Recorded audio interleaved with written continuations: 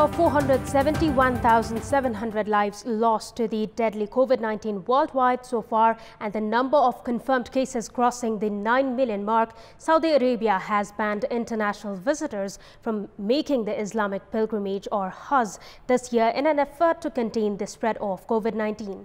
Only a very limited number of people currently living in Saudi Arabia will be allowed to take part in the Hajj. An estimated 2 million people would otherwise have visited Mecca and Medina this summer for the annual pilgrimage. Good morning, I am Bipashna Tamang and these are the headlines of the hour. 602 new COVID-19 cases reported in the past 24 hours, taking the total number of cases in Nepal to 9,628. Uncertainty looms over the controversial procurement of medical equipment, and a graft body remains indifferent on the alleged embezzlement of 3.5 billion rupees.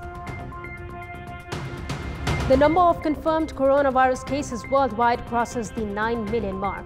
COVID-19 claims more than 471,700 lives, at least 4.9 million people recovered.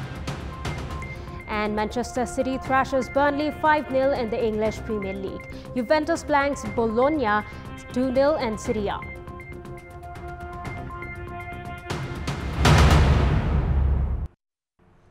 The number of coronavirus cases in the country has climbed to 9,628 as 602 new cases were reported yesterday.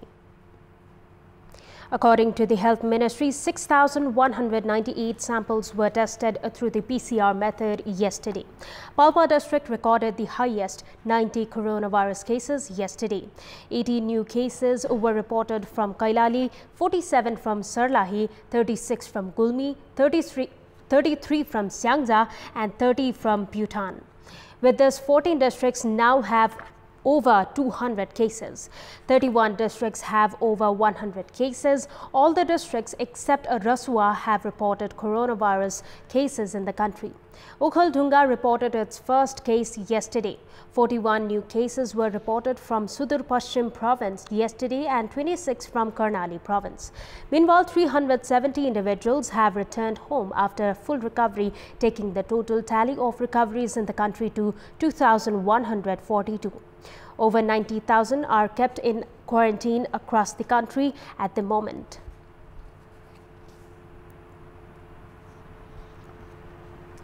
A 36-year-old man who had been staying at a quarantine center in Lamki Chuha, Kailali district died yesterday evening while returning home. According to DSP at the district police office in Kailali, Pratik Bister, the man died at Bagnia Chowk while returning home. His sample for COVID-19 test has been sent to Seti laboratory. The man had returned to Nepal from India on 8th of June. The Public Accounts Committee under the House of Representatives has sought clarification from Secretary of the Health Ministry and Director General of the Department of Health Services on the alleged irregularities seen in the procurement of medical equipment. The committee has sought clarification from Secretary Lakshman Aryal and the department's Director General Dipendra Man Singh. A majority of the committee members raised questions on their decision to purchase medical equipment against a hefty amount and illicitly involving the advisor for the health minister in the procurement process. While responding to the questions raised at the meeting yesterday, Secretary Aryal and Director General Singh admitted of few hitches in the procurement given the emergency situation. Likewise, the committee has asked Secretary for the Office of Prime Minister and Council of Minister Narayan Prasad Bidari to produce details of the 10 billion rupees that the state spent to contain the COVID-19 crisis in the country. Meanwhile, the Commission for the Investigation of Abuse of Authority (CIAA) has yet to express any concern regarding the alleged irregularities worth 3.5 billion rupees during the procurement of medicines to contain the spread of coronavirus. The anti-graft body has been alleged of limiting its task to filing corruption cases against lower-level officials while overlooking large-scale corruption. The authority filed 3 cases against 11 individuals on Sunday for their alleged involvement in corruption. During the lockdown, the Commission also carried out 12 sting operations. Likewise, the authority also urged the government to review its decision to prohibit the transaction of agricultural lands, citing it would raise the possibility of embezzlement. Although the anti-graft body claims to have been actively involved in controlling corruption even during the current coronavirus crisis, experts say the authority has overlooked the alleged irregularities worth billions of rupees in procurement of medical equipment, despite protests being held from the street to the parliament on the issue. The Department of Health Services itself scrapped the procurement agreement on the first week of April after it was pulled into controversy.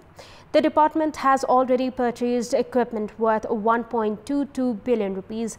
Likewise, medical equipment worth 2.25 billion rupees bought by the Nepal Army has also drawn controversy. Analysts have called the indifference as a result of the influence of the current two-thirds majority government. The main opposition, Nepali Congress, has warned of an unfortunate political turn for the ruling party with its decision regarding the amendment of the Citizenship Act. Speaking at the session of the National Assembly yesterday, Nepali Congress lawmaker Jitendra Dev called the ruling party's decision to deprive a foreign woman of Nepalese citizenship certificate for 7 years after marrying a Nepali man as lacking foresightedness. वैवाहिक अंकृत नागरिकताको सन्दर्भमा जे निर्णय गर्यो अत्यन्त अदूरदर्शी, अत्यन्त अपरिपक्व, यो मुलुकमा साम्प्रदायिक दंगा भड्काउने र प्रकारान्तरले यो मुलुकलाई विभाजनतिर लैजाने तपाईहरुको फरेन पोलिसी एक पाखे भयो। एउटा छिमेकीतिर तपाईहरु लग्दै हुनुहुन्छ यो मुलुकलाई। तपाईको पार्टीले लगोस्, हामीलाई भन्नु केही छैन। नेपाली कांग्रेसलाई भन्नु केही छैन। तपाई 50 चोटी मिटिङ गर्नुस् सिनिया कम्युनिस्ट पार्टीसँग, हामीलाई भन्नु केही छैन। तर यो राष्ट्र चाहिँ समदूरीकै सिद्धान्तमा जानुपर्छ। The ruling party had proposed to provide citizenship certificate to a foreign woman 7 years after her marriage to a Nepali man. The Parliament State Affairs Committee approved the citizenship bill on Sunday. Prior to the citizenship certificate, under the new provision, the woman would receive an identity card with social, cultural and financial rights. The bill was approved at the State Affairs Committee with majority votes. However, the main opposition, Nepali Congress and other opposition parties had voted against the bill. And we'll take a short break here. We have more news coming up. Welcome back. The Special Parliamentary Committee formed to investigate on the infamous Rukum West massacre that led to the death of 6 youths last month has completed field study. The House of Representatives had formed a 9-member committee on the 8th this month to investigate on the incident. The committee had visited Jazarkot and Rukum and carried out a week-long field study and discussions with stakeholders.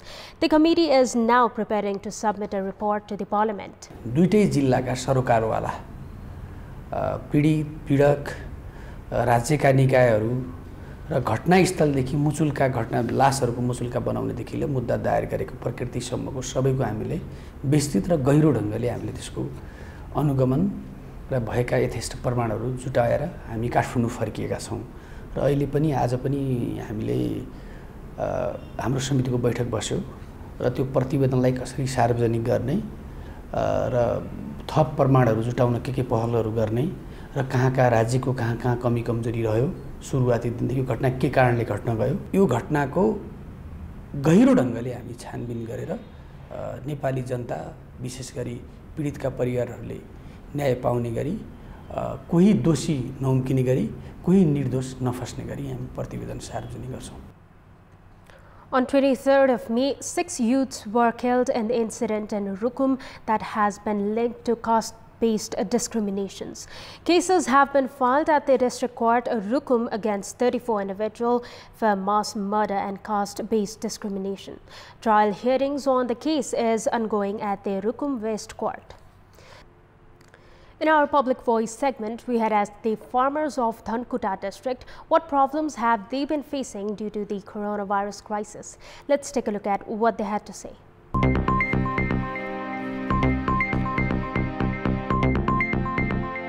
हट्या पनि नलाग्ने अनि डोकोमा लगेको सामान पनि corona लागेर आएको छ कि क्या हो भन्ने जस्तो शंका गर्नले चाहिँ लोकल्ली यहाँको तरकारी उत्पादक किसानहरुको लागि चाहिँ एकदमै समस्या भइरहेछ। तेल नुन के बजारबाट ल्याउने हो आउँदैन जानै पाइदैन बन्दै छ ढोकै लाएर बसिरहेछ दोकानी पनि अनि ल्याउन नपाएपछि अनि अब अलिकति असजिलै अब ढुवानी गर्न बिरुवाहरुको गाडीलाई रोकछेक छैन भनिन्छ र पनि पास बनाएर मात्रै जाने भन्छ गाडीहरु अनि अब पास बनाउनको लागि तल गयो उताबाट आउँदैन मेल किनेर खाद्यान्नहरु खानुपर्ने चाहिँ एकदम हाई कस्टिङ छ र आफ्नो इन्कम सोर्स पनि बन्द भएको अवस्थामा त अब एकदमै पीडामा बसिरहनु भएको छ हाम्रो किसानहरु चाहिँ। बिरुवा उत्पादन गरिसकेपछि बिक्री वितरणका लागिहरु लाँदाखेरि गाडीहरु चल्दैन प्राय एक नम्बर त्यो पनि हुन्छ अनि अर्को कुरा अब बिरुवा रोपिसकेपछि त्यसलाई समयमा औषधि उपचार गर्न सकिएन भने त्यसबाट आम्दानी लिन सकिदैन। यो लकडाउनको कारणले गर्दाखेरि यहाँ उत्पादन भएका अन्य टमाटर भयो अहिले नगदे बालीहरुलाई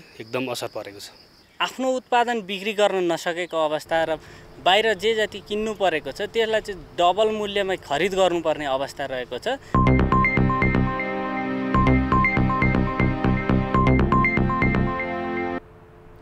And time now for our segment Public Pulse, where you text us with your opinion.